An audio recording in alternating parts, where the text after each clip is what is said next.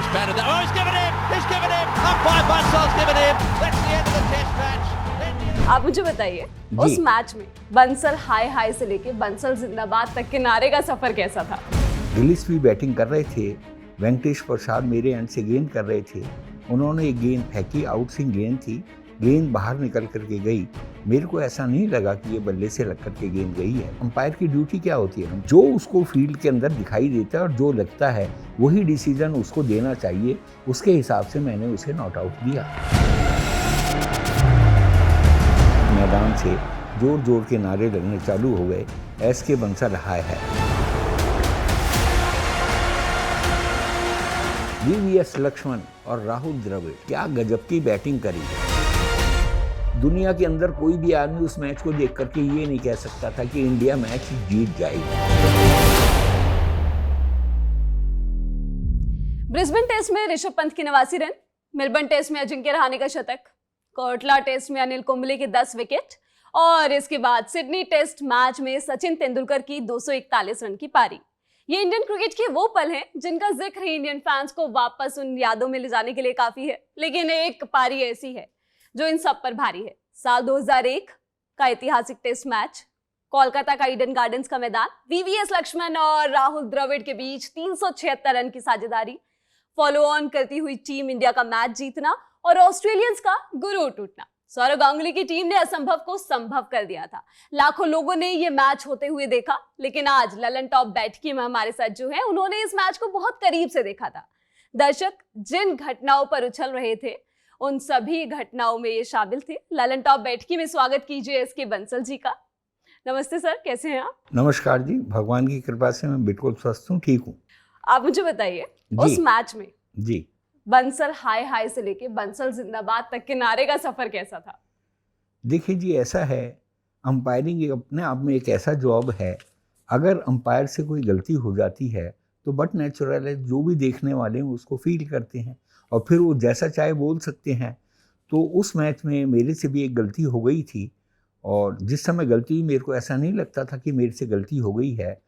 Gillespie batting कर रहे थे, वेंकटेश प्रसाद मेरे एंड से गेंद कर रहे थे। उन्होंने एक गेंद फेंकी, आउटस्विंग गेंद थी, गेंद बाहर निकल करके गई। मेरे को ऐसा नहीं लगा कि ये बल्ले से लग करके गेंद गई है। अपील हुई, काफ़ी ज़ोर से अपील हुई। मेरे को ऐसा लगा कि ये खिलाड़ी मेरे पे प्रेशर डाल के आउट लेना चाहते हैं और चूंकि जो मेरे को लगा था, अंपायर की ड्यूटी क्या होती है? अंपायर का काम और उसकी ड्यूटी यही होती है, जो उसको फील्ड के अंदर दिखाई देता है और जो लगता है वही डिसीजन उसको देना चाहिए। उसके हिसाब से मैंने उसे नॉट आउट दिया। अब नॉट आउट देने के बाद में सबसे बड़ी जो समस्या थी, थोड़ी देर के बाद में वहाँ पर मैदान से जोर जोर के नारे लगने चालू हो गए, एस.के. बंसल हाय है। ठीक है, गलती हो गई थी, उस गलती को मैं अब ऐसे तो है नहीं कि उसको चेंज कर सकता था, चेंज वो हो नहीं सकती थी। आज का फैसिलिटी जो है, थर्ड अंपायर बैठा होता है, उससे आप ले सकते हैं, फैसिलिटी मदद ले सकते हैं। उस समय कुछ नहीं था, 23 साल पहले की ये बात है, कोई फैसिलिटी थर्ड अंपायर से मिल नहीं सकती थी। तो उस सारी सूरत के अंदर अगले मैच चलता रहा, आगे भी चला और उस विकेट ने आखिरी में इतने रन ऐड कर दिए जिसने मैच का रुख ही पलट करके रख दिया। वो टीम, अगर वो खिलाड़ी वहाँ पर आउट हो जाता तो टीम ही सारी आउट हो जाती, लेकिन उसकी वजह से वो टीम ने आखिरी में जाकर के 445 का बड़ा स्कोर खड़ा कर दिया। 445 का स्कोर खड़ा करने के बाद में जब इंडिया खेलने के लिए आई तो इंडिया को 445 रन पकड़ने मुश्किल हो गए। इंडिया खेलते खेलते खेलते खेलते 171 रन के ऊपर सारी आउट। तो जब वो जेसन गिलेस्पी को आपने नॉट आउट दिया, उसके बाद बहुत कुछ हुआ था। हाँ जी। और जब वो जिंदाबाद के नारे लगे तो आपको कैसा लगा? देखिए जी, जिंदाबाद के नारे, ऐसा तो है नहीं कि मैंने जिंदाबाद के नारे लगवाने के लिए मैं एम्पायरिंग कर रहा था या मुर्दाबाद के नारे लगवाने के लिए कर रहा था। गलती हो गई मेरे से, लेकिन वी.वी.एस. लक्ष्मण और राहुल द्रविड़, जिस समय फॉलो ऑन मिल गया इंडिया को, फॉलो ऑन के बाद में तो बड़ी गंदी पोजीशन हो गई। तो 171 रन पे सारी टीम ही आउट हो गई। 445 उन्होंने बना रखे थे। अब पहले तो जो उसका डेफिशिएंट था उसको पहले पूरा करना था, फिर पूरा करने के बाद में इतने रन बनाए कि हम जीतेंगे कैसे। दुनिया के अंदर कोई भी आदमी उस मैच को देख करके ये नहीं कह सकता था कि इंडिया मैच जीत जाएगी। आपको कैसा लगा था? नहीं, किसी को भी नहीं, मेरे को नहीं, सारी दुनिया, जो वर्ल्ड में जिसने भी मैच देखा, किसको ये लगता ही नहीं था। लेकिन क्या गजब की बैटिंग करी है। पहली इनिंग में भी जो 171 रन बने उसके अंदर भी वीवीएस लक्ष्मण बहुत अच्छा खेले। उन्होंने 50 स्कोर किया, 59 स्कोर किया, बहुत अच्छा स्कोर किया। वहाँ से वो अगली इनिंग के अंदर वो ओपन पर बैटिंग करने के लिए आ गए और फिर जो उन्होंने बैटिंग करी है यहाँ पर सेकेंड इनिंग में दादा जो हमारे कप्तान थे उस टीम के, सौरभ गांगुली, उन्होंने 48 बहुत अच्छे बनाए। और उसके बाद में जो राहुल द्रविड़ आकर के खेले, जो बैटिंग उन्होंने करी है, मेरे ख्याल से उसी मैच में नहीं, दुनिया ने उसके बाद में बड़े मैच देखे हैं, ऐसी बैटिंग उन दोनों खिलाड़ियों ने जो करी। 370 या 75 का उनका टोटल था जो उन्होंने मिल करके किया था, उसमें से 281 रन वीवीएस लक्ष्मण और 181 रन राहुल द्रविड़ ने किए। तो आप सोच सकते हैं कि कैसी बैटिंग करेंगे। सुबह से शाम तक वो दोनों खिलाड़ी आउट नहीं हुए थे, जबकि उनके पास दुनिया का सबसे अच्छा अटैक था उस समय। मैकग्राथ बॉलर उनके पास था, गिलिस्पी बॉलर उनके पास था और शेन वॉर्न जैसा बॉलर, वर्ल्ड का नामी बॉलर उनके पास था। वो उन्हें हिला नहीं सके। क्या बैटिंग उन्होंने करी है। उस बैटिंग की वजह से जब उन्होंने स्कोर बनाया तो सबसे बड़ी ब्यूटी ये थी उस मैच की कि इन्होंने इतना रन बना करके उनको अब टोटल दिया 657 रन इन्होंने बनाए और 657 रन के अंदर ही पूरे 657 रन में ही उनको आउट कर दिया। कैसे आउट किया? पहली इनिंग के अंदर उन्होंने 445 बनाए और दूसरी इनिंग में जब आउट किया तो 212 रन पे। तो आप लगाइए 445 और 212 जो इन्होंने बनाए थे, उन्हीं रन्स के अंदर ही उस पूरी टीम को आउट कर दिया। इसलिए वहाँ पर जिंदाबाद के नारे थे, मेरी वजह से नहीं, जिंदाबाद के नारे थे वीवीएस लक्ष्मण और सौरभ गांगुली और राहुल द्रविड़। बिल्कुल। वीवीएस लक्ष्मण और राहुल द्रविड़ की बल्लेबाजी पे मैं बात करूंगी, लेकिन उससे पहले कुछ कुछ छोटे छोटे किस्से जो हैं। हाँ बताइए। जब आपने नॉट आउट दिया जी, तो उसके बाद आप रात को कालीघाट गए थे?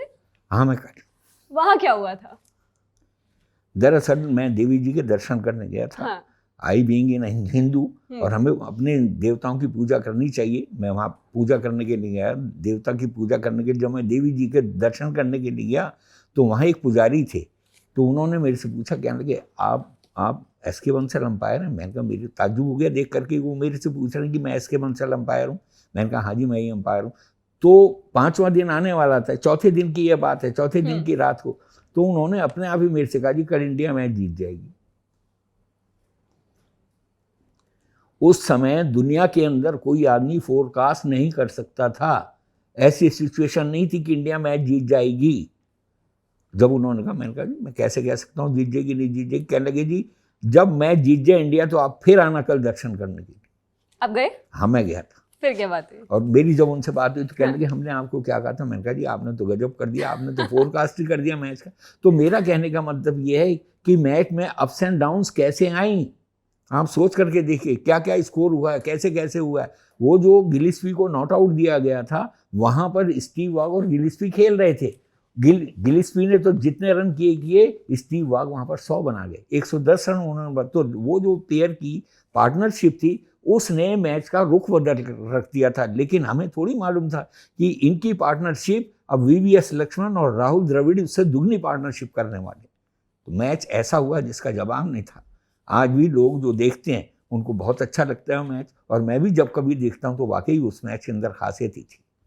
अच्छा, जब आप कालीघाट जा रहे थे मैच खत्म होने के बाद जी, तो आप जिन ड्राइवर के साथ थे उन्होंने गलत टर्न ले लिया था और पुलिस ने आपको रोका था? वो कालीघाट में जा रहा था जब मैच खत्म हो गया था। हाँ। मैच खत्म होने के बाद में मैच खत्म हो गया तो मेरे को कहीं किसी से मिलने जाना था।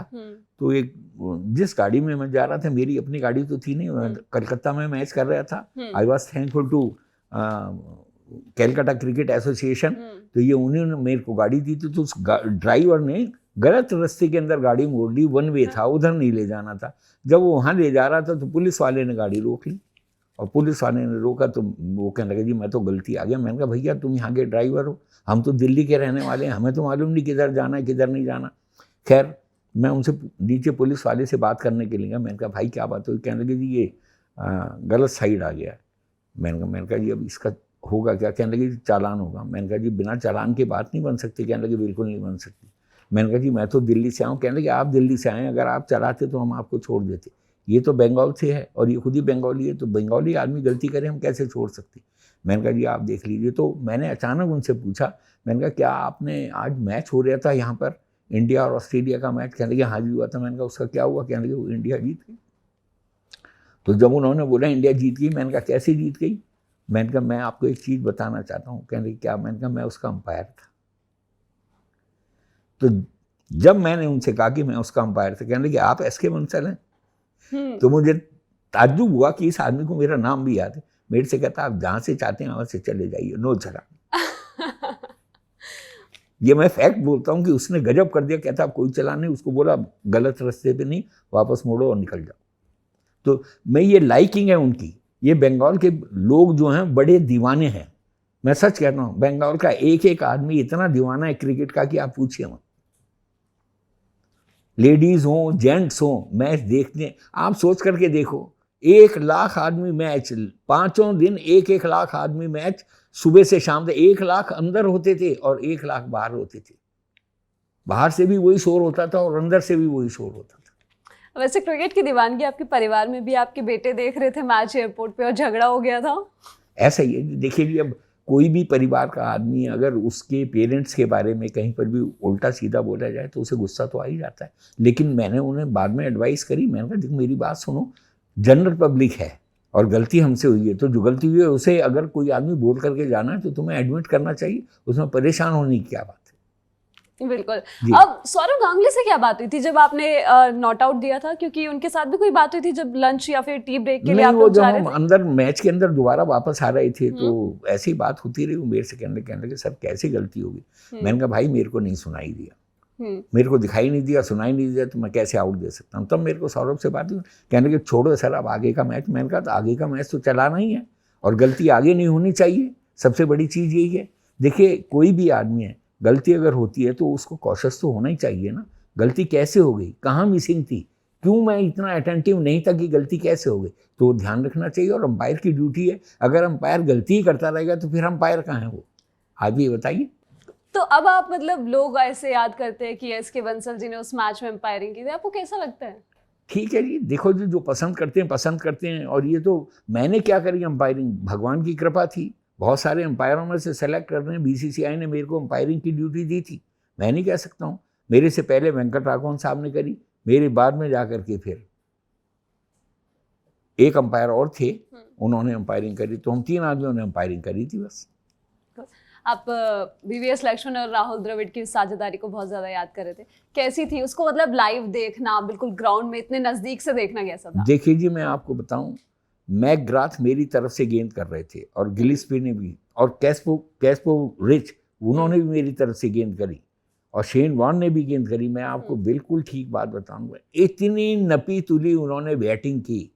वीवीएस लक्ष्मण, गिलिस्पी ने नेगेटिव बॉलिंग करना चालू किया, लेग स्टिक के बाहर ऑन साइड से फील्डिंग करता था, राउंड दी स्टंप वो गेंद कर रहा था और लेग स्टिक के बाहर ही बाहर गेंदें करे जा रहा था। उसने बाहर निकल करके फिर कवर ड्राइव मारे, जो बड़ा इम्पॉसिबल काम होता है। उधर की तरह ऑन ड्राइव तो आप खेल सकते हो, उसी जगह से जो ऑफ साइड में स्ट्रोक खेले जाते हैं, ऑफ साइड में जो बैट्समैन खेलता है वो जाके ऑन साइड में जाकर के उन्होंने कवर ड्राइव मार कर क्या बैटिंग करी, जवाब नहीं था। और राहुल द्रविड़ तो मास्टर दोनों ऐसे खिलाड़ी थे। मैं तो आज भी उनको कहता हूँ भगवान उनको लंबी उम्र दे। दोनों आज इंडिया की टीम को संभाले हुए हैं। कैसे? एक तो कोच बने हुए हैं और दूसरे मैनेजर बने हुए हैं। वो कोचिंग करते हैं और सारे एक से एक अच्छे खिलाड़ी पैदा कर रहे हैं और वो मैनेजर बने हुए। तो इन दोनों के रहते हुए तो इंडिया की टीम आसानी से किसी भी टीम से हारने वाली नहीं। अच्छा, आपको मतलब दोनों में से अगर एक पारी चूज करनी हो, कौन सी ज़्यादा बेहतरीन लगी थी? वीवीएस लक्ष्मण का पूरे दिन टिका रहना या फिर राहुल द्रविड़ का 180? देखिए जी, ईमानदारी की बात तो ये वीवीएस लक्ष्मण का जवाब नहीं था। ये वीवीएस लक्ष्मण के 180 थे और पिछली इनिंग में 59 थे, 59 रन थे, जिनकी वजह से राहुल द्रविड़ को वो हिसाब किताब दे गया कि जब ये खेल रहा है इतना अच्छा तो मैं क्यों नहीं खेल सकता, क्योंकि राहुल द्रविड़ उससे कम नहीं है। मास्टर बैट्समैन, मैं आपको बिल्कुल ठीक बता रहा हूँ, जवाब नहीं। इंडिया लकी है कि ऐसे ऐसे बेहतरीन बैट्समैन, सुनील गावस्कर के बाद, विजय मंजरेकर के बाद, दिलीप सरदेसाई के बाद, सचिन तेंदुलकर के साथ साथ इन सब के साथ ये और आगे आने वाली पीढ़ी जो हमने देखी है, उन सारे प्लेयरों के अंदर अगर आप देखो तो इन बैट्समैन की कोई कमी नहीं थी। अच्छा, फॉलो ऑन के बाद आपको मतलब लगा था कि कहीं से भी इंडिया का काम बन सकता है, और ऊपर से जब कोच ने इतना चेंज कर दिया कि वीवीएस को प्रमोट कर दिया और राहुल द्रविड़ को नंबर 6 पे उतारा? इम्पॉसिबल था। किसी भी क्रिकेटर से पूछ लो, इस मैच का रिजल्ट बता करके, ये नहीं बताना ये इंडिया है और ऑस्ट्रेलिया का मैच है। इंडिया ने उन्होंने 445 बना रखे हैं और दूसरी टीम ने 171 बना रखे हैं। उनको फॉलो ऑन मिल गया है, इसमें क्या रिजल्ट होगा आप पूछ लो। वो तो बीत गया, वो दिखाना नहीं है, दिखा के पूछोगे तो रिजल्ट बता देगा। लेकिन अगर आप उनसे पूछोगे कि अगर ये पोजीशन हो तो इस पोजीशन के अंदर जिस टीम के 171 रन बने हुए हैं और जिसने फॉलो ऑन ले लिया है, खेल रही है, क्या वो उसका रिजल्ट का क्या होगा? ये टीम जीतेगी या मैच एंडेड इन ड्रॉ हो जाएगा? बड़ा मुश्किल है, कोई भी आदमी नहीं बता सकता। अच्छा, इस पारी के बाद आपको क्या लगा था? इस पारी के बाद तो सारी गजब की चीज़ थी। सोचते भी थे इसको, जिस आदमी से भी मैं मिलता था, जो भी मिलते थे, जो भी क्रिकेटर मिलते थे, वो यही पूछते थे। वो कहने लगे गजब गजब गजब, यार ऐसा कैसे गजब हो गया? और वाकई गजब था। इम्पॉसिबल चीज़ पॉसिबल हो गई, आप सोच करके देखिए। नहीं, कई लोगों का मानना था ना कि ये मैच ड्रॉ भी हो सकता था, क्योंकि अगर हरभजन सिंह का वो 5 रन नहीं आता तो। देखिए जी, हो सकता था। अब ये तो सारी चीज हो सकता था, नहीं हो सकता था, लेकिन आप ये देखिए ना, इंडिया ने किस पोजीशन में लाके मैच को खड़ा कर दिया। उस पोजीशन में तो कोई इमेजिन ही नहीं कर सकता था कि हम कहाँ चल रहे हैं और हम उन्हें 212 रन में आउट कर लेंगे। वो टीम जो पहली इनिंग के अंदर 445 रन के बनाए हो, उस टीम को आप इतना हल्का देख रहे हैं। और एक से एक अच्छा बैट्समैन उनके पास था। पिछली इनिंग में स्टीव वॉग ने 100 रन किए हुए थे, 110 रन किए हुए थे। मैथ्यू हेडन खेल रहा था 97 पहली इनिंग के अंदर उसने किया था। तो आप सारी चीज को देखिए, वो हल्के तो थे ही नहीं। मार्क वॉग भी उसके अंदर खेलने वाला खिलाड़ी था, तगड़ा बैट्समैन था, लेकिन भाई कुदरत की बात थी। और हमारे खिलाड़ियों ने सबसे बड़ी चीज ये है, हिम्मत नहीं छोड़ी बस। और उसके अंदर बहुत अच्छी तरह से दादा ने, सौरव गांगुली ने उस टीम को कंट्रोल किया। ऐसे मैच के अंदर बड़े बड़े कप्तान घबरा जाते हैं। अगर कप्तान घबरा जाए तो टीम ऊपर कैसे आ सकती है, सोचो आप। अगर दादा घबरा जाते, सौरभ घबरा गए होते, खुद भी बैटिंग ना की होती और उनको भी अप्रिशिएट नहीं करते, उनको एनकरेज नहीं करते, तो इंडिया मैच कैसे जीतती? घबराए हुए थे? माहौल कैसा था? भाई माहौल तो सबका ही घबराया हुआ था, हर आदमी कांपा हुआ। तो जो भी देख रहे तो ये मानने को, वो तो कहते थे चौथे दिन मैच खत्म हो जाएगा। अच्छा, मैंने सुना है ना कि चौथे दिन तक, मतलब तीसरे दिन तक सबके बैग वैग पैक हो गए थे, चेन्नई के लिए रवाना करने वाले थे वो लोग। हाँ, तो वो लग रहा था कि अगर आउट हो जाते तो हो ही जाते। 445 और 171, अभी तो इनका जो डेफिसिट था वो पार करना था ना। अगर इसी में आउट हो जाते तो चले जाते ना, 3 ही दिन का तो मैच रह जाता। हेमंत बदानी जो थे, उन्होंने एक किस्सा शायद ट्विटर पे शेयर किया था, उसमें बताया था कि हम लोगों के बैग पैक्स हो गए थे। हाँ, तो ठीक। तो हम लोगों ने वो पूरा दिन, उसके बाद मैच के बाद हम लोग होटल उधर थे, होटल में थे, वहीं पे हम लोगों ने डिनर किया, हमारे बैग्स वापस आए। आप लोगों के भी बैग वैग पैक हो गए थे? नहीं जी, हमारे तो नहीं। हम कैसे बैग पैक कर सकते थे? हमें तो मैच खिलाना था। खेलने वालों ने अपना अंदाजा लगा लिया था कि हम आउट हो जाएंगे, चले जाएंगे। वो आउट हो जाते तो हम भी चले जाते, क्योंकि वो आउट नहीं हुए तो हमें खिलाना था, तो हम कैसे चले जाते। इसलिए हम अपने वहाँ पर लगे हुए थे। और चौथा दिन जो मैं आपको बता रहा हूँ, चौथे दिन वो जो 350 रन उन्होंने ऐड किए हैं, वही तो सबसे बड़ी चीज़ थी। कोई आदमी दुनिया के अंदर सोच ही नहीं सकता था कि ये चौथे दिन कोई खिलाड़ी आउट ही नहीं होगा। सुबह से गए आउट ही नहीं हुए। बताइए, मैकग्राथ जैसा बॉलर जिस टीम में हो, गिलिस्पी जैसा बॉलर जिस टीम में हो, शेन वॉर्न जैसा बॉलर, कैस्परोविच जैसा बॉलर टीम के अंदर, 4 महारथी, एक से एक अच्छे बॉलर उसके अंदर थे। और शेन वॉर्न तो दुनिया के अंदर कैसा बॉलर रहा है, आपने देखा, उनका रिकॉर्ड भी रहा है, वर्ल्ड रिकॉर्ड रहा है उनका। तो ऐसे बॉलर होने के बावजूद वो उनको हिला नहीं सके। सबसे बड़ी चीज़ थी, हमारे बैट्समैन ने गजब की बैटिंग करी। और मैं तो चाहता हूँ कि इंडिया इसी तरह के प्लेयर पैदा करती रहे और इंडिया इसी तरह से ऊपर आए। कमाल मैच था। और इंडिया और ऑस्ट्रेलिया के पहले, मतलब जितने भी मैचेस होते थे वो ऐसे ही होते थे, एक्साइटिंग से। इतने तो एक्साइटिंग नहीं हुआ जैसा ये हुआ। कोई एक्साइटिंग नहीं हुआ। और सबसे बड़ी चीज़ ये थी, ये जो मैच हुआ था ना, ये 150 साल बाद ऐसा मैच हुआ था जिसके अंदर फॉलो ऑन के बाद में टीम जीती हो। मतलब ऐसे मजे आते थे ना, क्योंकि स्लेजिंग बड़ी जमकर करती थी ऑस्ट्रेलिया टीम। हाँ, वो तो करते हैं, वो तो आज भी करते हैं। उस मैच में भी हुआ था। वो कैसे, उनके पास स्लेजिंग का चांस ही नहीं बचा। इंडिया ने इतना स्कोर कर दिया, सेकंड इनिंग थी, और इतना स्कोर कर दिया, उनके पास लफ्ज नहीं था बोलने के लिए। क्या करें, वो जिधर गेंद करी जाती थी वहीं चौका और चौके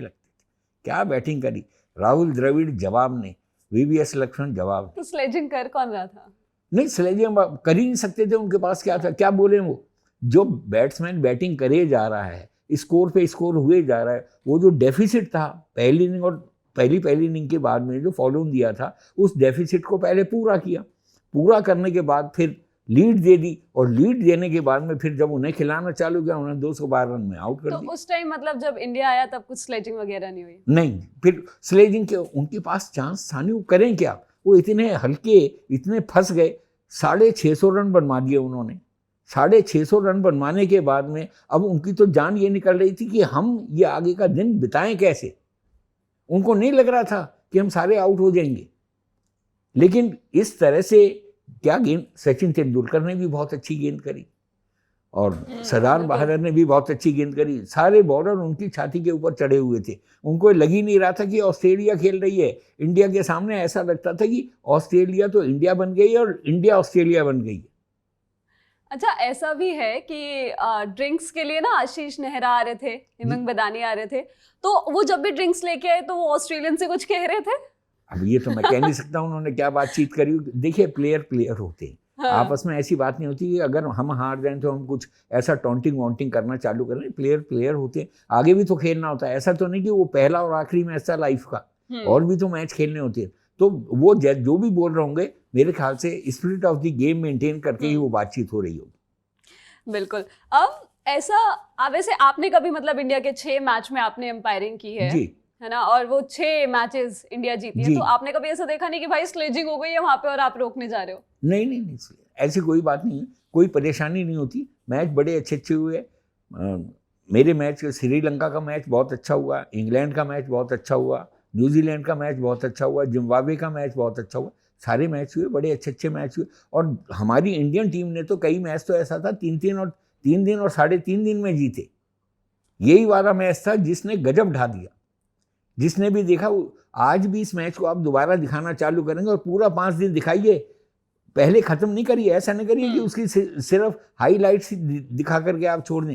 पूरे 5 दिन मैच दिखाइए। 5 दिन जो भी बंदा मैच देखेगा वो ये बता नहीं पाएगा पहले 2 दिन देखने के बाद कि कौन टीम जीतेगी और कौन टीम हारेगी। तो मतलब आपने जिन भी मैचेस में एम्पायरिंग करी उसमें कोई स्लेजिंग नहीं हुई, कोई लड़ाई नहीं हुई? नहीं, कोई लड़ाई होने का मतलब क्या, टीमें खेल रही हैं, हार जीत हो रही है। श्रीलंका, अब आप देखिए, श्रीलंका जो खेलती थी, श्रीलंका 1996 के अंदर वर्ल्ड चैंपियन बनी। हाँ। मेरे वाले मैच में वो हार गई थी इंडिया से, वर्ल्ड चैंपियन बनी। क्या खेले हैं, मैं उसकी भी थोड़ी सी बात आपको बता देता हूँ। फिरोजशाह कोटला के ऊपर मैच हो रहा था, बता नहीं सकता मैं। जो हमारे बॉलर लगाए गए थे, पहले 10 ओवर में उन्होंने 100 रन बना दिए उनको। उन दिनों में पहले 10 ओवर के अंदर 50 बनाना मुश्किल था। जय सूर्या खेलने के लिए आया, कालू वितरना खेलने के लिए आया, उन दोनों ने पहले 10 ओवर के अंदर 100। क्रिकेट बदल गई थी, गजब खेलते थे। श्रीलंका ने सारी चीज बदल के रख दी और श्रीलंका 1996 की वर्ल्ड चैंपियन बन गई। चलिए, आपके ना थोड़े से सफर पे भी जाते हैं जी, इस मैच से अलग, कि लोग क्रिकेटर बनना चाहते हैं, बैट्समैन बनना चाहते हैं, बॉलर बनना चाहते हैं, आप अंपायर कैसे बन गए? देखिए जी, मैं अंपायर ऐसे बना, मैं भी क्रिकेट खेलता था और दिल्ली में रहता था और स्कूल में पढ़ता था। स्कूल में भी थोड़ा सा खेलने का मौका मिला। मैं Shri Ram college of commerce से पढ़ा हुआ हूँ और स्कूल था मेरा एंग्लो संस्कृत स्कूल, दिल्ली का ओल्डेस्ट स्कूल। तो वहाँ खेलने का मौका नहीं मिला। श्री राम कॉलेज में खेलने का मौका मिल गया। वहाँ से बीकॉम करने के बाद में फिर मैं चला गया मेरठ में। उस समय मेरठ कॉलेज की टीम बहुत अच्छी टीम होती थी और उस टीम से हमने फाइनल मैच जीता। सारा आगरा यूनिवर्सिटी का, मेरठ उस समय आगरा यूनिवर्सिटी के अंडर में था। आगरा यूनिवर्सिटी में 138 कॉलेज थे।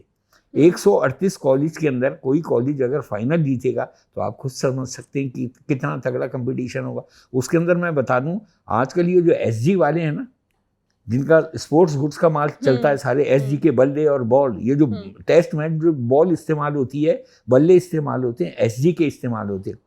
उन जो मालिक हैं उनका नाम है कैलाश आनंद। कैलाश आनंद हमारी टीम के कप्तान थे और मैं वहाँ का विकेट कीपर था। तो उनके साथ मैं मिल करके खेलता था। वहाँ से हौले हौले खेल करके फिर मैं इंडियन एयरलाइंस में आ गया। इंडियन एयरलाइंस में नौकरी करी।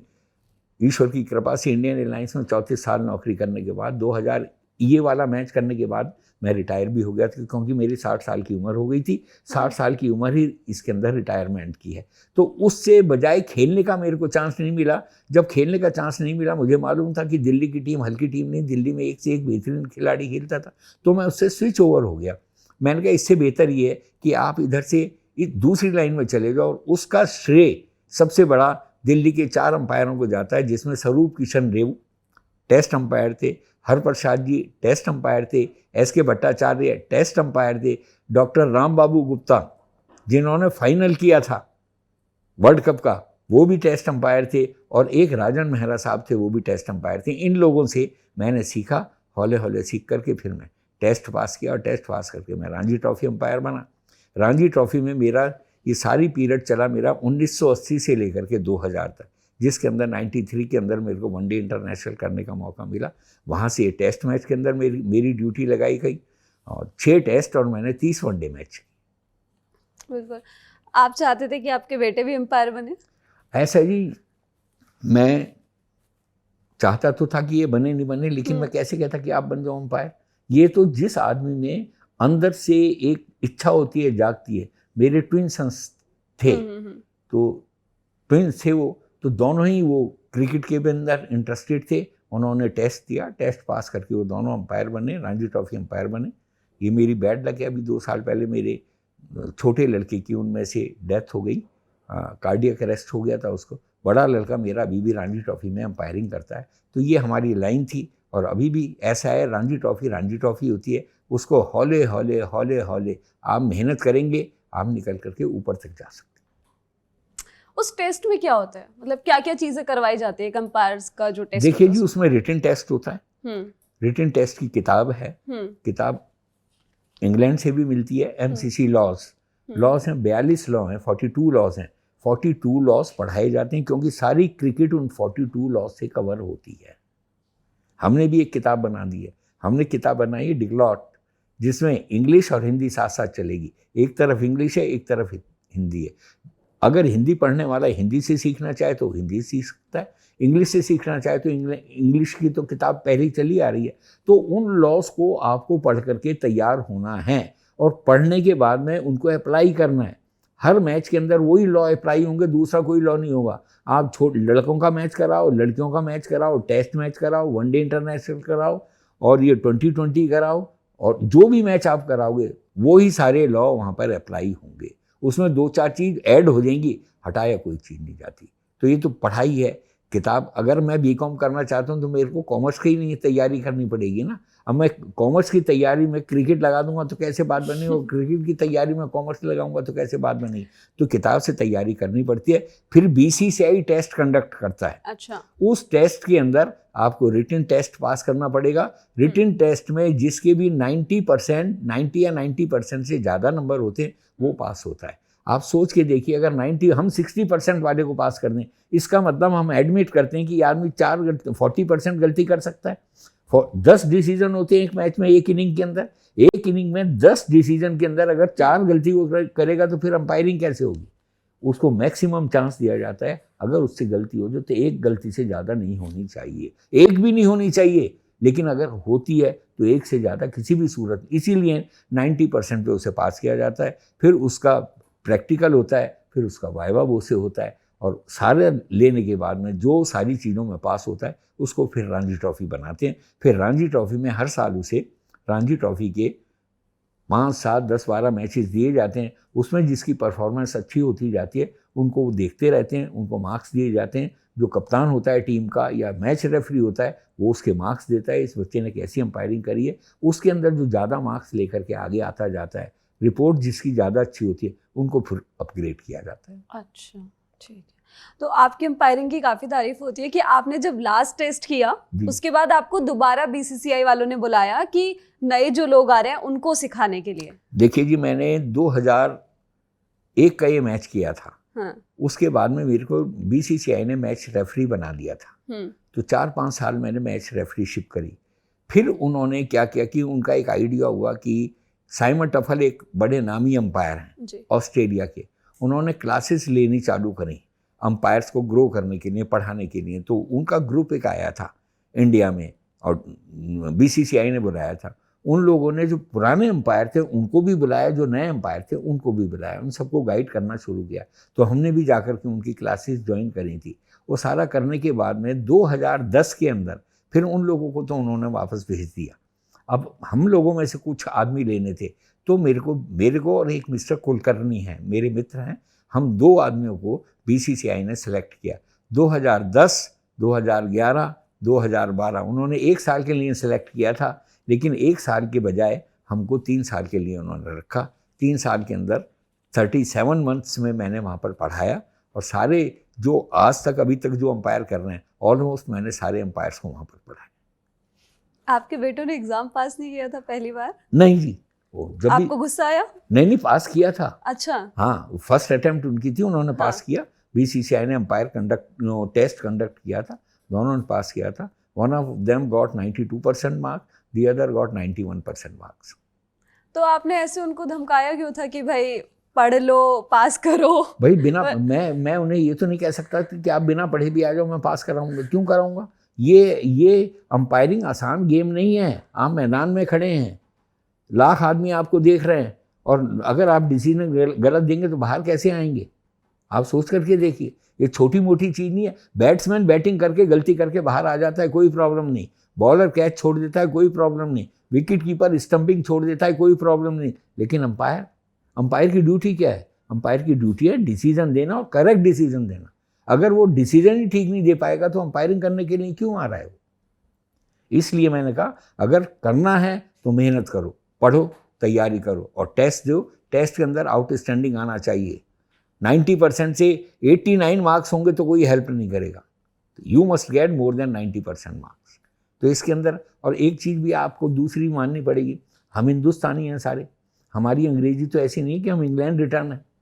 टेस्ट हमारा इंग्लिश में होता है, कहीं पर भी गलती हो जाए तो उसको ठीक कैसे करें? तो इतनी अंग्रेजी भी ठीक करनी पड़ती है ताकि कहीं जवाब देना हो। फॉरेन टीम आती है, वेस्ट इंडीज़ आती है, इंग्लैंड आती है, ऑस्ट्रेलिया आती है, न्यूजीलैंड आती है, श्रीलंका आती है। आपसे कोई क्वेश्चन पुटअप करती है तो हम क्या कहेंगे उन्हें? हिंदी में पूछो। मैं गलत कह रहा हूँ, सही कह रहा हूँ? बताइए आप। तो आपको नॉलेज लैंग्वेज की भी होनी चाहिए, हर चीज़ होनी चाहिए। जहाँ हिंदी की ज़रूरत हो हिंदी में बात कीजिएगा, अंग्रेजी की ज़रूरत हो अंग्रेजी में बात कीजिए। आपने अपने दोस्त को भी अंपायर का बनाने का वो किया था? हाँ, मेरे एक दोस्त थे, वो रेलवे में काम करते थे, और हम दोनों एक ही साथ एक क्लब में खेलते थे। हमारे क्लब का नाम था दिल्ली जिमखाना क्रिकेट क्लब। दिल्ली का बड़ा मशहूर क्रिकेट क्लब रहा है। हमने दिल्ली और नॉर्थ का कोई भी टूर्नामेंट ऐसा नहीं हुआ जो हमने नहीं जीता। हमारे कप्तान जी थे सरदार दिलबाग सिंह जी, अब वो नहीं रहे। उनका लड़का है बंटू सिंह, वो रणजी ट्रॉफी खेला है, दिल्ली से खेला है, दिल्ली का कप्तान भी रहा है, बहुत अच्छा खेला है। रणजी ट्रॉफी में उसने बहुत रन किए हैं। तो मेरा सिंपल चीज़ ये कि भाई ये तो चीज़ है, मेहनत की है। आप जो भी चाहेंगे मेहनत आपको करनी पड़ेगी। आप ये सोचेंगे मैं बिना मेहनत करके आगे निकल जाऊं, ये बड़ा मुश्किल काम। तो आप उनको पंजाब लेके गए? हाँ, एग्जामिनेशन ऐसा तो पंजाब में ही एग्जामिनेशन होना था, और उन दिनों में आपको मालूम है बड़ा हंगामा मचा हुआ था। पंजाब में कोई आदमी जाते नहीं थे, प्रॉब्लम मची हुई थी, रात को अंधेरा हो जाता था, प्रॉब्लम लगी हुई थी उस समय, क्योंकि वो इंदिरा गांधी का असैसिनेशन हुआ था 1984 के अंदर, और 84 में ही एग्जामिनेशन होने वाला। तो जब हम वहाँ पर एग्जामिनेशन के लिए, तो जो टेस्ट लेने आए थे वो बॉम्बे से आए थे, कर्नाटका से आए थे। सत्याजी राव थे, बहुत सीनियर अंपायर थे, उन्होंने 17 टेस्ट मैच किए हुए थे। उस समय एक टेस्ट करना, 1 साल में एक ही टेस्ट मिलता था करने के लिए, आज की तरह नहीं है। मैंने भी जो किए हैं 10 साल में जाकर के 6 टेस्ट मैच किए हैं। तो 1 साल में एक टेस्ट, आज तो 6 टेस्ट मैच एक लाइन के अंदर होते, फिर 6 टेस्ट मैच होते, फिर 6 टेस्ट मैच। तो आज तो टेस्ट करने वाले 100 टेस्ट कर रहे हैं। तो उस समय एक टेस्ट करना ही बहुत होता था। तो जो मैं आपको उसके अंदर बता रहा हूँ, मैंने उनको बोला भाई मेहनत करनी पड़ेगी, और उनके साथ जाकर के पंजाब में मेहनत कराई। अगले दिन उनका टेस्ट हुआ, रिटन टेस्ट हुआ, वाइवा वो से हुआ, पास हुए वो, और बाद में वो भी रणजी ट्रॉफी अंपायर बने। और उन्होंने भी आखिरी में जाकर के एक वनडे इंटरनेशनल मैच किया था, लेकिन बैड लग रही 1980 अभी पीछे 2013 में उनकी डेथ हो गई। वो रेलवे में काम करते थे। अब आपको कितना चेंज लगता है अंपायरिंग में? मतलब पहले आप कह रहे हो कि एक टेस्ट मिलता था 1 साल में, और अब लगातार 6 टेस्ट होते हैं। हाँ, अब देखिए जी, अब फर्क ये पड़ गया है, नंबर ऑफ मैचेस बहुत हो गए हैं। क्रिकेट जो कराई जाती है ज़्यादा कराई जाती है। अब टेस्ट मैच तो होते ही होते हैं, लेकिन टेस्ट मैच के साथ वनडे बहुत हुए, वनडे को भी छोड़ करके अब 2020 चालू हो गए। तो अब गेम तो बहुत बढ़ गया है। अब ये 2020 जब चालू हुआ था तो लोग सोच रहे थे कि 2020 चलेगा या नहीं चलेगा। 2007 में 2020 चालू हुआ है। उस समय लोग बाग देखने के लिए ऐसे आए थे, चलो मेले में चले जाते हैं, देख लेते हैं क्या होगा क्या होगा। लेकिन आज 2020 बहुत अच्छा चल रहा है, गजब चल रहा है। और 2020 ने जो टेस्ट मैच की क्रिकेट जो स्लो चलती थी, एक दिन के अंदर 150 रन बनते थे, एक दिन में 150, सुबह से शाम तक 150 पौने 200 रन बनते थे। आप सोचिए क्या मैच होता था। सुबह लंच तक 2 घंटे के अंदर 80 रन, लंच से टी के बीच में फिर 2 घंटे के अंदर 80 रन, 160 रन, और आखिरी के सेशन में 40-50 रन, तो 200 रन बने। आज क्या बनते हैं? 400, 450, 500 रन बनते। ये किसकी देन है? ये 2020 की देन है, ये वनडे की देन है। वनडे ने क्रिकेट को तेज बना दिया, 2020 ने उससे भी ज़्यादा तेज बना दिया। अंदर बैट्समैन जाता है, वो गेंद रोकने नहीं जाता, गेंद रोकने नहीं जाता, गेंद पे रन बनाने जाता है। मैं आपको एक इंसिडेंट बताता हूँ। बापू नडकर्णी एक बॉलर हुए हैं, गजब के बॉलर थे, बॉम्बे से खेलते, बॉम्बे की कप्तानी भी उन्होंने करी। एक बार उन्होंने गेंद फेंकी और किनको, कॉलिन कावर्डे और उनके साथ में इंग्लैंड के बैट्समैन थे, दोनों खिलाड़ियों को गेंद कराई, 29 over 26 made in 3 run. Can you imagine? आप 20 ओवर्स वाले में, जिसमें 20 ओवर्स का मैच होता है, आप सोचो 20 ओवर्स, 29 ओवर्स में कितने? 3 रन। और 20 ओवर्स में हम कितने बना रहे हैं? 200 रन। 20 ओवर में 200 रन और 29 ओवर के अंदर 26 मेड इन 3 रन। तो आप सोच करके देखो वो क्रिकेट और ये क्रिकेट में कितना फर्क हो गया। आपको मजा आ रहा है ये वाला देखने में? अब तो सारी दुनिया यही देखना चाहती है, देखिए जी टेस्ट लेकिन क्रिकेट अगर सीखनी है तो सीखनी टेस्ट से ही पड़ेगी। अगर कोई ये सोचे कि मैं 2020 से क्रिकेट सीख जाऊंगा, मुश्किल है, क्योंकि गेंद रोकना भी तो आना चाहिए। ऐसी सिचुएशन भी आ जाती है, आपको बॉलर शॉट नहीं मारने, आप मारेंगे आउट, फिर मारेंगे फिर आउट, फिर मारेंगे फिर आउट, तो फिर देखिए ना आपको। तो दोनों चीज़ें हैं, लेकिन 2020 ने गेम बदल दिया है और 2020 की वजह से क्रिकेट बहुत डेवलप हो रही है। हर घर के अंदर पहले ये बोला जाता था कि भाई पढ़ो लिखो तब जिंदगी बनेगी। अब कोई भी माँ बाप ये नहीं कहता पढ़ो लिखो, अब वो कहते हैं क्रिकेट खेल। पढ़ाई लिखाई से तेरी जिंदगी बनने वाली नहीं, अगर क्रिकेट में तू लग गया तो मौज आ जाएगी, करोड़ों रुपया आ जाएगा। एक टाइम था एक टेस्ट प्लेयर को 100 रुपए रोज मिलते थे। क्या बता रहा हूं मैं आपको, 100 रुपए रोज, एक दिन का पेमेंट 100 रुपए। आज जाकर के देखो लाखों और करोड़ों में पहुंच गया है। अंपायर्स को कितनी सैलरी मिलती थी? अंपायर्स को भी बहुत कम मिलता था। टेस्ट मैच के अंदर 12,000 रुपए रोज उस टाइम। हाँ जी। और वनडे में? वनडे तो उस टाइम होते ही नहीं थे, बाद में तो शुरू हुए थे। हाँ बाद में। वो तो बाद में भी क्या था, बाद में तो हमें अब ध्यान ही नहीं कितना था, हमें तो जो मिले हैं वो मैक्सिमम 12,000 रुपए रोज मिले। और अब कितने बढ़ गए हैं? अब तो लाखों में चला गया। कैसा लगता है आपको? मतलब नहीं देखिए जी, जो उस समय, अब हर चीज को कंपेयर हम करें, आज से अगर 50 साल पहले, 60 साल पहले आप चले जाओ तो 150-200 रुपए की नौकरी लगती थी। 200 रुपए की जिसकी नौकरी लगी वो खुश हो जाता था, मौज आ गई। घर के अंदर आराम से 4-5 प्राणी खाते थे, पीते थे, मौज करते थे। लेकिन अब तो लाख के ऊपर पहुंच गई है। लाख से जिसकी नीचे होती है तनख्वाह ही नहीं है। टेस्ट, वनडे या T20, आप T20 की इतनी बात करें कि मतलब पूरा सब कुछ बदल दिया है जी। आपको क्या लगता है कि मतलब फ्यूचर किसका है? देखिए फ्यूचर तो अभी शॉर्ट गेम का ही रहेगा। फ्यूचर टेस्ट मैच का तो फ्यूचर नहीं आएगा, टेस्ट मैच का फ्यूचर नहीं आएगा।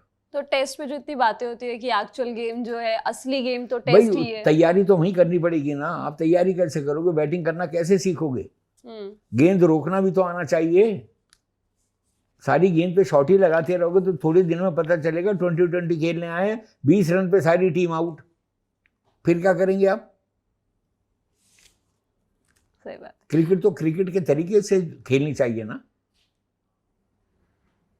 अच्छा एक बात बताइए कि जब आप अंपायरिंग करते थे, आप किसी बल्लेबाज को 90s पे आउट दे दो, वो 90 के आसपास हो, अपनी सेंचुरी के करीब जा रहा हो, तो ऐसे किसी ने कहा नहीं आपसे कि भाई क्या कर रहे हो? या आपने कभी कुछ सोचा हो कि ये 90s पे है, एलबीडब्ल्यू की अपील है, जाने देते हैं, उस टाइम तो देखिए, डीआरएस भी नहीं होते थे। मैडम एक चीज़ ये बताइए कि अंपायर की ड्यूटी है डिसीजन देना और वो डिसीजन करेक्ट होना चाहिए।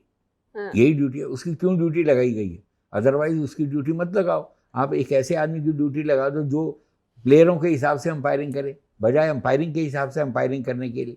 तो इसमें चाहे वो 0 पे बैटिंग कर रहा है, चाहे वो 90s के अंदर बैटिंग कर रहा है, अगर वो 90s में कर रहा है, गलत खेलेगा तो भी आउट दिया जाएगा। 0 पे अगर खेल रहा है, गलत खेलेगा तो आउट दिया जाएगा। नहीं गलत खेल रहा है तो चाहे वो 0 हो, चाहे वो 90 हो, 99 हो, अगर 99 पे भी गलत खेलेगा तो उसे आउट दिया जाएगा। अगर गलत नहीं खेलेगा और आउट है तो आउट दिया जाएगा, और आउट देना चाहिए। बहुत सारे खिलाड़ी दुनिया के अंदर 99 के ऊपर आउट हुए हैं, ऐसी बात नहीं कि नहीं आउट हुए हैं। और थर्ड अंपायर को भी रेफर किया जाता है, तो थर्ड अंपायर क्यों नहीं उसको बोल देता नॉट आउट है, इसके 99 है, मैं छोड़ देता हूँ इसे?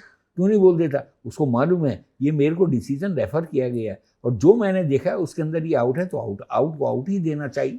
आपसे किसी प्लेयर ने आके कहा हो? नहीं, कहा तो नहीं था, लेकिन एक खिलाड़ी ऐसा था जिसको मैंने 99 के ऊपर आउट दिया था। वो परेशान भी थोड़े हुए बाद में, लेकिन उसके बाद में उन्होंने कहा कभी कुछ नहीं। लेकिन 19, ये पक्की बात है 99 था। अब 99 पे आप आउट हो गए हैं, दिखाई दे रही है सारी चीज़ें, रिप्ले जा करके आप खुद भी देख लेंगे तो आपको दिखाई दे जाएगा मैं आउट हूँ। तो उसके अंदर वो कहे क्या और क्या नहीं कहे। तो आप नाम बताना चाहेंगे उनका? नाम आप पूछ रहे हैं, चलिए मैं बता देता हूँ। नवजोत सिद्धू थे। हाँ। श्रीलंका का मैच था। हाँ। मुरलीधरन ने गेंद करी, 99 पे वो बैटिंग कर रहे थे, सामने विकेट के बिल्कुल आगे, सामने आ गए, आउट हुए। मैंने आउट अपील करी, अपील और उनको आउट दे दिया। तो तब वो मेरी तरफ देखा उन्होंने। देखने का मतलब यही था कि वो 99 के ऊपर। मैंने कहा जब आप आउट हो गए तो मैं क्या कर सकता हूँ? तो इसमें सिंपल चीज़ है, इसके अंदर कोई आदमी किसी की हेल्प नहीं कर सकता। कैसे हेल्प करे? फिर वो अंपायर नहीं है।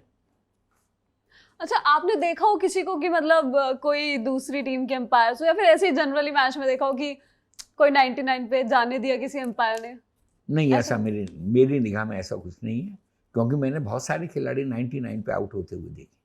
नहीं, पहले कहा जाता था ना कि अंपायर मतलब दूसरे नेशंस के होते थे तो उनको फेवर करते थे, या एशियन टीम्स के अगेंस्ट खास तौर पे। देखिए जी, दूसरे नेशन के भी जो अंपायर हुए हैं वो आखिरी में आकर के दूसरे नेशन के आने चालू हो गए। पहले तो जो कंट्री में मैच होता था वहाँ के ही अंपायरिंग करते। लेकिन हमारे वाले मैच में जिसमें हम कर रहे थे उसमें विदेशी एक अंपायर होता था और एक अपने देश का होता था। ये चेंज हो गया था। चलिए, आप मुझे ये बताइए कि पहले का अंपायरिंग का स्तर और अब का, तो आपको कुछ लगता है फर्क कि अब ज्यादा बेहतर हो गया है?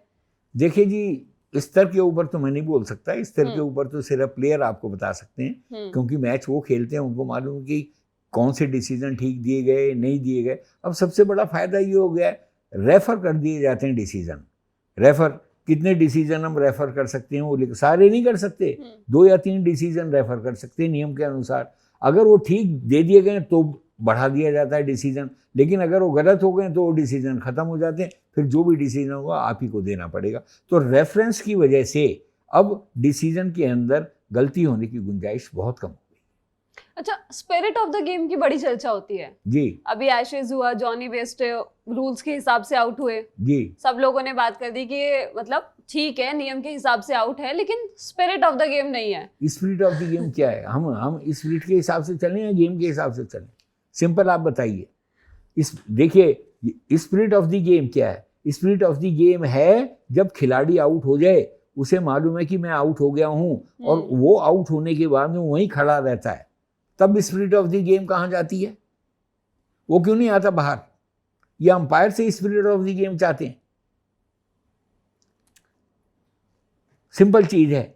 कॉलिन कवर्डी साहब एक जगह बैटिंग कर रहे थे, वो बैटिंग हुई, उनके ग्लव से गेंद लग करके निकल गई, विकेट कीपर ने कैच किया, अपील हुई, अब किसी को दिखाई नहीं दिया, अंपायर को सुनाई नहीं दिया, क्योंकि ग्लव्स होते थे कपड़े के। अब तो बड़े मोटे ग्लव्स होते हैं जिनको छू के जाएगी तो पता चलेगा। कपड़े का ग्लव से कपड़े से लग करके चली गई, ग्लव से गेंद लग के चली जाए, जिस हाथ में बल रहा हो तो वो आउट माना जाता है, कैच माना जाता है। वो गेंद गए, उसने नहीं दिया, लेकिन कॉलिन काविड्री साहब ने ग्लव्स उतारे और बाहर निकल आए। ये है स्पिरिट ऑफ द गेम। अब कौन मेंटेन करेगा इस स्पिरिट ऑफ द गेम को? अच्छा, वैसे इंग्लिश प्लेयर्स के साथ, मतलब इंग्लैंड वाले प्लेयर्स के साथ ये ज्यादा होता है, जैसे अभी जॉनी बेस्टो का हुआ, उससे पहले आईपीएल के टाइम पे जैसे जॉस बटलर रन आउट हुए थे, अश्विन ने किया था, तो उस टाइम भी बड़ी चर्चा हुई थी। हाल में दीप्ति शर्मा ने भी एक प्लेयर को रन आउट किया था, तब भी बहुत ज्यादा चर्चा हुई कि स्पिरिट ऑफ द गेम के बिल्कुल खिलाफ है ये। देखिए मैं तो, या तो आप उसमें कह दो ना स्पिरिट ऑफ द गेम को बाद में जोड़ दो ना उसके बीच में कि स्पिरिट ऑफ द गेम के हिसाब से ये आउट था तो उसे आउट कर दो। क्यों नहीं बनाते लॉ? डालो ना लॉ के अंदर। लॉ बनाने वाले तो आप ही हैं ना। जो 10 कंट्री खेल रहे हैं, 10 कंट्री खेलते हैं, उन 10 कंट्री की जो कमेटी है पूरी, वो जो आईसीसी है, उस आईसीसी को बोल दो कि स्पिरिट ऑफ द लॉ को भी इसके अंदर डालो कि अगर स्पिरिट ऑफ लॉ के अंदर वो आउट हो गया तो उसे आउट देना ही पड़ेगा। वो नहीं देते वहाँ पर, फिर बोलते नहीं जो लॉ बोलता है उसको करो। स्पिरिट, आप मुझे एक चीज़ बताइए, स्पिरिट ऑफ लॉ क्या करती है? नॉन स्ट्राइकर है, बाहर भाग जाता है जी, बाहर भाग जाता है, उसे एक बार छोड़ दिया, 2 बार छोड़ दिया, 3 बार छोड़ दिया, तो उसे छोड़ते ही रहे। उसकी ड्यूटी क्या है? जब वो बैट्समैन बैटिंग कर चुके उसके बाद आप रन लेने के लिए भाग सकते हैं। वो अभी बैटिंग नहीं करी, उसने बॉल पहुंची नहीं, उसके बाद वो आधे रास्ते भाग गया और फिर आप कहते हो स्पिरिट ऑफ द गेम है, इसे आउट मत करो। ये क्या है? ठीक है गलत है? आप खुद बताओ। आजकल ना इंडिया वर्सेस वेस्ट इंडीज की सीरीज शुरू होने वाली है, तो अब टी शर्ट्स पे ना ऐसे कंपनीज के स्टिकर्स या स्पॉन्सर्स के जो स्टिकर्स है वो बहुत ज्यादा लगने लगे। तो लोग बात करते हैं कि जब आईसीसी इवेंट में टीम इंडिया खेलती है तो कोई लोगो नहीं होते, तो बड़ी सुंदर जर्सी लगती है। और ऐसी एम्पायर्स के साथ होता है जी। और अब जो एम्पायर्स की जर्सी है उसमें भी कुछ ना कुछ लगा रहता है। देखिए जी, आजकल जमाना, सारी दुनिया पैसा कमाने के लिए लगी हुई है। हाँ। क्रिकेट चलाने वाला हो, क्रिकेट खिलाने वाला हो, क्रिकेट खेलने वाला हो, कहता है जी पैसा मिलना चाहिए। अब जो भी आप पहनाएंगे कैसे मना करें? क्योंकि वो आपको इसलिए पहना रहे हैं कि उन्हें पैसा मिलता है, उसमें से कुछ शेयर आपको दे देते हैं वो, तो उसको कैसे मना करेंगे बताइए आप मेरे को। पहले क्रिकेट के मैदान पे कोई चीज़ हो ही नहीं सकती थी, कोई भी चीज़ नहीं हो सकती थी। अब ज़मीन के ऊपर 30 गज दूर, विकेट से 30 गज दूर के ऊपर लाइन लगा कर नाम छाप दिया जाता है जी। चारों तरफ नाम लगे हुए होते हैं और स्क्रीन के ऊपर बड़ी बड़ी फोटोआं होती हैं। वजह यह है कि भैया क्रिकेटर को भी और लोगों को सबको कमाई लगी है तो पैसा बांटना होता है। तो जब पैसा मिल सकता है, वो कहते हैं जहाँ से पैसा मिल सकता है, पैसा मिले तो सब में बांटो। तो इसमें मैं तो कोई बुराई नहीं समझ सकता। क्या इसमें बुराई क्या है? पैसा देने वाले दे रहे हैं, तो जब देने वाले दे रहे हैं तो आपको लेकर के बांटने में क्या परेशान? अच्छा चलिए, आखिरी सवाल, उसके बाद मैं रैपिड फायर शुरू करूंगी जिसमें आपको एक एक चुनना होगा। और उससे पहले आखिरी सवाल है कि ये कि कभी अंपायरिंग करते हुए आपको ऐसा लगा हो कि यार ये मैच तो भारत जीत जाए? नहीं, ये नहीं लगा भारत जीत जाए से मतलब मेरा नहीं है। हाँ। वो तो जैसे जैसे जैसे मैच चलता रहता तो दिखाई देता रहता था कि ये कौन टीम जीत सकती है। कभी ऐसा लगा कि थोड़ा सा फेवर? नहीं, ऐसा कभी नहीं लगा। फेवर की बात ही नहीं थी। देखिए, ईमानदारी की बात यह है, हमारी टीम कोई हल्की टीम नहीं थी। कपिल देव जो मैंने मैच कराया उसमें कपिल देव खेलते थे, हल्के नहीं थे। हमारे एक से एक बैट्समैन बेहतरीन थे जिनका जवाब नहीं था, खेलते थे, बैटिंग पूरी करते थे। अब सचिन तेंदुलकर जिस टीम में खेल रहा हो, 100 मारने की हिम्मत तो थी ना। राहुल द्रविड़ 100 मारने की हिम्मत तो थी ना। दादा 100 मारने की हिम्मत तो थी ना। 100 ऐसे बनाते थे, बैटिंग करते थे, मज़ा आता था दिखाई। और उसके बाद में भी अभी जो मैंने देखा, क्या एक से एक अच्छा खिलाड़ी है विराट कोहली। छोटा मोटा खिलाड़ी है, दुनिया के अंदर ऐसा खिलाड़ी नहीं है विराट कोहली जैसा। अच्छा, गौतम गंभीर, वीरेंद्र सहवाग, कैसे खिलाड़ी। वीरेंद्र सहवाग जिसके ऊपर वो जो फास्ट बॉलर था पाकिस्तान का, जो उसको नचाता था, दिखाता था कि मैं ऐसा कर दूंगा, उसने पाकिस्तान में जाकर के उसके अगेंस्ट 300 मारे। पाकिस्तान में उसने हाथ जोड़ दिए, कहता क्या बैट्समैन है ये। 300 पाकिस्तान में जाकर, पाकिस्तान में मैं भी मैच देखने गया था। पाकिस्तान के अंदर बैट्समैन, हमारा बैट्समैन चौका मार दे हूटिंग करते थे, इंडिया का खिलाड़ी चौका मार दे मारे तो हूटिंग करते थे, पीछे शोर मचाते थे। वहाँ पर उसने 300 बनाए। तो अब आप सोचिए कैसे बैट्समैन हमारे पास है। गौतम गंभीर, क्या बात, क्या बैटिंग करता, लेफ्ट हैंड बैटिंग। वही अकेला ऐसा बैट्समैन था जब शाहिद अफरीदी टेढ़ी मेढ़ी बात करता था, आड़ा तिरछी बात करता था, टेढ़ा देखता था, कुछ बोलता था, तो वो अकेला खिलाड़ी था जो उसे जवाब देता था। तो ऐसी बात नहीं, हमारे खिलाड़ी बहुत अच्छे हुए हैं, एक से एक अच्छे हैं। और मैं तो सबके लिए दुआ, मैं इनके लिए नहीं, दुनिया के खिलाड़ियों के लिए मैं दुआ करता हूँ। खिलाड़ी, ये खेल क्या है आप बताइए? खेल लड़ाई थोड़ी है। आप अच्छा खेलें, जो अच्छा खेलेगा वो आगे जीत करके आए। आपने काफी सारे क्रिकेटर्स के साथ खेला है ना, जब आप खेला करते थे मैं भी खेला, जो हमारे इंडिया के अंदर थे उन्हीं हाँ। के साथ खेला, अपने जो हाँ। बड़े बड़े भी खिलाड़ी थे उनके साथ भी खेलने का मौका मिला। इसके अंदर दिल्ली जिमखाना की मेहरबानी रही, मैं उनके अंडर में ही खेलता रहा। कीर्ति आजाद के साथ आप हाँ, खेले, कीर्ति आजाद साहब को मोहिंदर मैचेस, अमरनाथ के साथ हाँ, खेले। हाँ, मेरे को मौका मिला खेलने का। मैं जो सबसे बड़ी चीज़ थी, मैं मंजरेकर के साथ, विजय मंजरेकर साहब, जिनका लड़का है संजय मंजरेकर, उनके साथ मेरे को खेलने का मौका मिला। क्या थे विजय मंजरेकर साहब, जवाब नहीं था, क्या बैटिंग करते, कोई जवाब ही नहीं था, गजब के बैट्समैन थे। कोई किस्सा उनके साथ? नहीं, कोई किस्सा नहीं। हाँ। मैं, वो एयर इंडिया से खेलते थे। अच्छा। और मैं इंडियन एयरलाइंस से खेलता, इंडियन एयरलाइंस दिल्ली से। तो हमारा टूर्नामेंट आपस में होता था, दिल्ली, बॉम्बे, कैलकाटा, मैड्रास की अलग 4 टीमें हो गई और एक एयर इंडिया सारे वर्ल्ड की एक टीम बनती थी। उसके वो विजय मंजरेकर साहब वो उसके ही कप्तान थे। तो उस मैच के अंदर वो ओपन पे बैटिंग कर रहे थे किसी के साथ। हमारे कप्तान थे अशोक मल्होत्रा, एक थे जो अशोक मल्होत्रा हमारे इंडियन एयरलाइंस के थे, और उनके चाचा थे संतोष मल्होत्रा। मैं और वो साथ काम करते थे, वो कप्तान थे। तो उन्होंने उनको बुलाया, कहने लगे जी आप गेंद करो विजय मंजरेकर के सामने। तो जिस बॉलर को बुलाया उन्होंने मना कर दिया, कहने लगे जी मैं अभी थोड़ी देर में करूँगा। तो उन्होंने मेरे को बुला लिया, कहने लगे आप बॉल करो, बंसल इधर आओ। मैं कहने लगे गेंद करो। मैं बड़ा ऑर्डिनरी बॉलर था, मैं कभी एक्स्ट्रा ऑर्डिनरी नहीं था। भगवान की मेहरबानी, उस दिन मैंने गेंद करनी चालू करी, 6 खिलाड़ी आउट हुए उस टीम के, और 6 के 6 मैंने आउट किए। तो मेरे को बेस्ट बॉलर में विजय मर्चेंट, इंडिया के जो बेस्ट बैट्समैन थे अपने टाइम के, चेयरमैन सिलेक्शन कमेटी भी रहे थे, उन्होंने मेरे को प्राइज़ दिया। तो कुदरत की बात होती है कि ये आपकी मेहनत होती है, आप ये पहले से नहीं क्या करके जा सकते कि मैं ये कर दूंगा और मैं वो कर दूंगा। तो ये सारी चीज़ें होती रहती। तो इसने खेले भी, खिलाए भी, बड़े खिलाड़ी खेले। तो तब विजय मंजरेकर ने कहा था, कहने लगे, उनसे पूछा, कहने लगे ये क्या करता है, कहने लगे ये कुछ भी नहीं करता, एक गेंद पीछे रखता है, एक गेंद आगे रखता है। तुमको ऐसा लगता है पता नहीं लेग ब्रेक हो जाएगी, ऑफ ब्रेक हो जाएगी, क्या हो जाएगी, उसी डाउट के अंदर तुम आउट हो जाते। अच्छा, आप बता रहे थे कि एम्पायर्स के साथ भी आपकी काफी दोस्ती है, स्टीव बकनर के साथ भी, और सचिन तेंदुलकर का वो किस्सा? नहीं, वो मेरे साथ नहीं था, उनका पहले हुआ। सचिन तेंदुलकर को उन्होंने आउट दे दिया। लेकिन मैं स्टीव बकनर के लिए एक चीज जरूर कहना चाहता हूँ, वो टेस्ट मैच उनका खराब हो गया था। वो इंडिया के अगेंस्ट भी गया और वो खराब भी हो गया। लेकिन आप सोच करके देखिए, उस आदमी ने 5 वर्ल्ड कप फाइनल किए। तो आपने इस बारे में बात करी कभी उनसे? नहीं, मेरी बात वैसे नहीं थी, मेरी वैसे बातचीत होती रही, लेकिन वो बहुत शरीफ आदमी थे। वो बायस नहीं थे कि इंडिया को हराने के लिए आए, या वेस्ट इंडीज को जिताने के लिए आए, या ऑस्ट्रेलिया को जिताने के लिए आए, ऐसी बात नहीं थी। लेकिन क्यों उस दिन उनका खराब हो गया? गलती होती है, 1 गलती हुई, 2 गलती हुई, 3 गलती हुई, ऐसी गलतियां ही होती रही, और वो मैच इंडिया हार गई वहां पर। चलिए, रैपिड फायर शुरू करते हैं। बोलिए। सचिन तेंदुलकर या राहुल द्रविड़? एक। सचिन तेंदुलकर। सौरव गांगुली या स्टीव वो? सौरव गांगुली। टेस्ट, वनडे या फिर T20? टेस्ट, वनडे या फिर T20?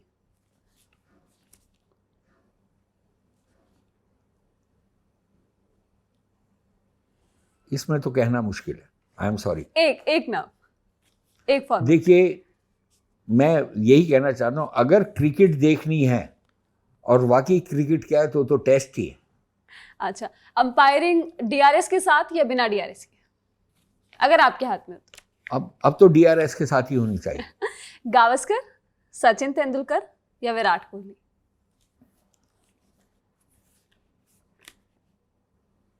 सुनील गावस्कर। रणजी ट्रॉफी या IPL? Ranji trophy. Ranji trophy. अच्छा, आपके फेवरेट बल्लेबाज? Sachin Tendulkar. Favourite team? World में? वर्ल्ड में।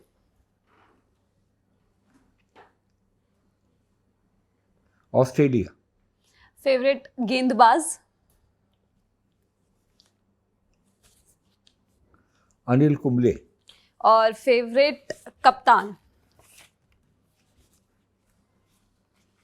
कपिल देव। ठीक, अब थोड़े से दर्शकों के सवाल भी ले लेते हैं। हाँ, काफी सारे लोगों ने सवाल भेजे हैं। दीजिए। मोहम्मद रजा ने पूछा है कि उस मैच की कोई याद जिसमें आपने धोनी की अंपायरिंग की थी? मैंने धोनी की अंपायरिंग करी है, लेकिन किसी बड़े मैच में वैसे नहीं करी, लेकिन एक जगह करी। एक जगह है रोहड़ू, रोहड़ू हिमाचल प्रदेश में है। अच्छा। वहाँ पर टूर्नामेंट होता है एक बहुत बड़ा। उस टूर्नामेंट के फाइनल मैच के अंदर वो खेलने के लिए आए थे और उन्होंने गजब बैटिंग करी थी। आपको यही बताना चाहता हूँ कि उन्होंने उस छोटे टूर्नामेंट के अंदर 200 रन की पारी खेली थी। गजब 200 रन बनाए थे, मैं उसे भूल नहीं सकता। उसके अंदर मैं एम्पायरिंग कर रहा था और गजब ही गजब, क्या क्या छक्के और चौके उन्होंने मारे, एक्स्ट्रा ऑर्डिनरी। तो आपने बाद में कुछ बात करी उनसे? नहीं, बात मैंने करी, मैंने कहा ब्यूटीफुल यार, एक्स्ट्रा ऑर्डिनरी, बहुत ही अच्छा। वो हमारी इंडियन एयरलाइंस में काम करते थे। अच्छा। हाँ, लेकिन जब मैं था इंडियन एयरलाइंस में तब नहीं, मेरे रिटायर होने के बाद। राजेश कुमार का सवाल है, देश हित और नैतिकता को आप कैसे देखते हैं एम्पायरिंग करते टाइम, कि कैसे बैलेंस किया जाए इन दोनों चीजों? इसमें बैलेंस करने की जरूरत ही नहीं होती। नैतिकता चलनी चाहिए। देश हित क्या होता है? अगर देश हित के हिसाब से करेंगे तो हर देश के अंदर क्रिकेट होती है, फिर वहां सारी जगह देश हित ही चलता रहेगा, नैतिकता नहीं चलेगी। अमन का सवाल है कि तकनीक के वक्त में एम्पायरिंग क्या अहम रह गया है? नहीं, अहम तो नहीं है। तकनीक तो तकनीक है, उसके अंदर आप अंपायरिंग तो, अगर तकनीक में आदमी कोई फेल हो जाता है और वो वहां पर आउट है तो आउट देना ही आपको पड़ेगा। साल 2001 में इंडिया वर्सेस ऑस्ट्रेलिया का मैच, उसमें आप अंपायर थे, तो उस टीम में फर्क और अब की ऑस्ट्रेलियन टीम में फर्क, जीवन का सवाल है। वो टीम का जवाब नहीं था। वो टीम लगातार, आप सोच करके देखिए, 16 टेस्ट मैचेस लगातार जीतती हुई आ रही थी। वो 17वां मैच था जो हारी है। तो एक टीम जो 16 मैच लगातार जीतती हुई आ रही हो, वो टीम हल्की कैसी हो सकती है? एक सवाल है, अमित का सवाल है कि स्टीव बकनर की सचिन से कोई दुश्मनी थी? आप उनके दोस्त थे, तो कभी उनसे बात की हो? नहीं, मेरी ऐसी कोई बातचीत नहीं हुई और ना कभी किसी भी अंपायर की किसी भी खिलाड़ी से दुश्मनी होती है। मैं इस चीज़ को नहीं मानता। मेरी भी लाइफ के अंदर मैंने 30 वनडे मैचेस करे हैं और 6 टेस्ट मैचेस करे हैं। बाकी रणजी ट्रॉफी तो काफ़ी मैच किए। मेरी किसी से भी कोई दुश्मनी और दोस्ती नहीं थी। अगर हम दुश्मनी और दोस्ती करेंगे तो हम जजमेंट सीट ऑफ विक्रमादित्य पे कैसे बैठ सकते हैं? यश का सवाल है कि साइमन टफल या अलीम दार जैसे अंपायर्स इंडिया में से कब आएंगे, कब उस पद पे पहुंचेंगे, वर्ल्ड रिकॉग्नाइज्ड? देखिए जी, कौन पहुंचेगा कौन नहीं पहुंचेगा ये तो मैं कह नहीं सकता, लेकिन इंडियन अंपायर्स भी कोई हल्के अंपायर नहीं होते।